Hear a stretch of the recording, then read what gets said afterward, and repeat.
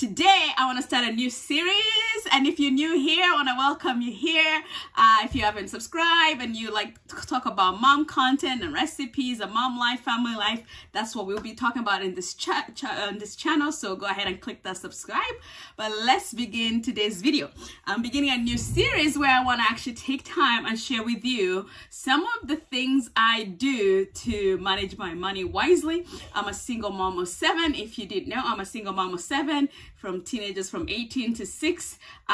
So I work from home and I care for my children, and I do have a child who's been sick. So I just manage a way to, I want to share what I've learned in this process to use money wisely, to cause it to go further away. I do not get any assistance from anything else. So I want to share those tips, and I hope they will be a blessing to you, whether you're a single mom or just a regular 2-income family. These tips would help anybody. I've been using some of this before my life changed. So this is the first one today. I want to talk about how I manage, how I buy food, groceries, because right, everybody's been talking about when I put it out. Some people mentioned about like grocery bills being so high. When I put out questions, what kind of content you want to hear on my social media, and if you haven't followed me on social media and you want to, my information is always in the description, so you can find it there. So I know the cost of living has gone up high. Groceries everywhere the prices have gone up high, yet we still need to feed children. And oh my goodness, I don't know if you're like me, but right now I have 2 teen boys, 15, almost 16, and an 18-year-old. And are they ever always eating? But you know what? I find that even in springtime, all my children they spring up basically. They just grow. The clothes become shorter, but they eat and eat and eat and eat and eat. Like, do you have the same experience? Because like constantly feeding them right now. So with that, what are we to do about all these grocery bills? So I want to share with you what I do, what's working for me, and I am open to any suggestions. Like, I want this community, when I built it, I was to be a community where moms can come and find help for any kind of topic. That's really my desire, where I want to go. I know life has been so busy for me, but I'm hoping to get back to that. I used to have an older channel where I used to do that, but life changed when my daughter got sick, and but I'm starting that again. So my hopes is that any mom can come here and find help and encouragement for their journey in motherhood. So if you have tips on what's working for you in this area of food buying and managing your money wise with groceries, please, please, please leave your wisdom, your tips in the comments below. And if you have questions, leave them there, because I or somebody else out here who knows would help you. Let's do this together, right? Come on, it takes a village. It's where I come from, Africa, and it takes a village to raise children. We can do that on this channel. So one of my tips that I do, and I want to focus on today, is I buy bulk. I know, don't run away, because you're thinking, oh my goodness, you must have subscription here and there. I've been doing this for years. Since my children were little, I've been doing this for years. And you can do it anywhere. I used to travel extensively across the country, in US or Canada, and I've done it in different places, different states, different provinces. I've done it, and you can do it. It doesn't matter where you live. So I appreciate memberships like Sam's Club or Costco. Those are amazing, and there are benefits to that. But I want to compare today with what I'll teach you, like, for example, oatmeal, right? Like, I don't know about you, but oats are a staple in my home. They are amazing.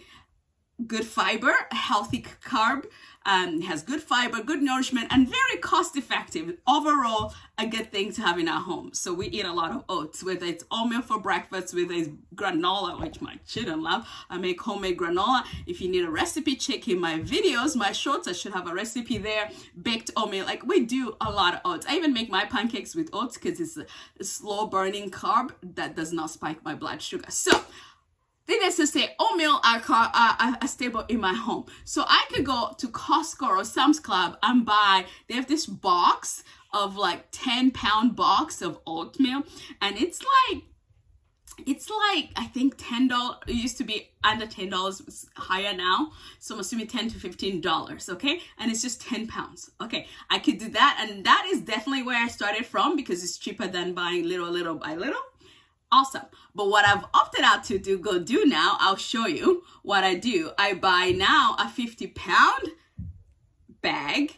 I found a place close to me, but you could do that anywhere. I'll explain to you how you can do it anywhere. So I just order like a 50-pound bag of oats, whether they're regular or quick oats, and it's like $30, 30 something, under $35. Now, to me, it's so worth it. One, for money wise, because it saves me a lot of money. Two, I just know we have food for a few months. Like, right, that bag will at least will carry my family maybe 3 months. Well, we'll see how the spring goes, but generally around 3 months. Now, if you're a smaller family, might be 6 months, you know, even if it's 2 months. But I don't have to think of oats for the next few months. I know we're set to good to go.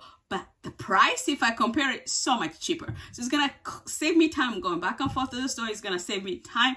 But beyond that, peace of mind. Because I love that scripture in Proverbs 31 that says, she can laugh at days to come. The only way I can laugh is knowing, ooh, my children are taken care of and I won't have to worry about their basic needs. And that is one way I do that. So I get that 50-pound bags and I would put it in like food grade containers. Voila. And then whenever we need it, we just get it out, and I know to order again every few months. But that's one way. But I do that with oats. I do that with flour. I do that with rice. I don't just go get like a little bag of rice. Like, I know we eat rice. And rice is not going to go bad within the next 6 months. Like, even if you get brown rice, you know, white rice can last longer. So it's not going to go bad. So why go for a little bag of whatever when I can get a 25-pound bag for $12, $15, whether it's a Costco, Sam's Club, or wherever you buy bulk.